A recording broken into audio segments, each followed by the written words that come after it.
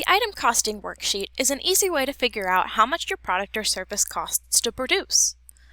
To show you how this works, I'm going to first give you a sample of one. So this is the example of an item costing sheet for a turkey guacamole sandwich. This column has the ingredients, which we have labeled as element. The next column is source, or where you got it from, and after that is the unit, or the way the item is sold or priced. Then is the cost, which is the total price for the unit, so for lettuce it's $2 a pound.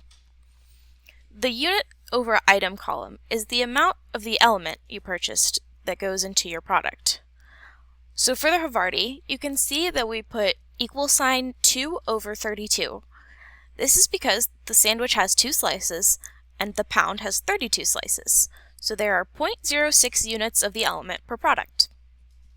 We continue this for each of the other things that go into your product, including labor costs and packaging or delivery if you offer those. You can also use this item costing for something you make in batches as well. For things you make a large amount of, like guacamole, you can cost it into portions. So we go through the same thing of filling out each element, source, unit, cost, units per item, and item cost. The only difference is down here at the bottom, where when it calculates the total, this is the total of the batch. If there are 20 scoops of guacamole in the batch, that's 20 portions. The spreadsheet will divide that for you, so you can see the cost per portion. I'll run you through an example of this as well.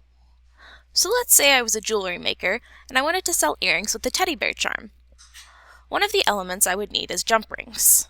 I picked to source them from Factory Direct Crafting. The unit would be 1 package, and each package costs $4.19. Then the units I need are 2, 1 for each earring, and then there are 288 in a package. The item cost for this is going to be 3 cents.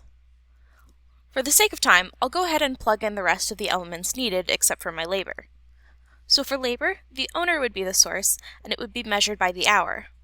If I want to make $15 an hour, I would put that here and do 1/3 of an hour for the unit per item.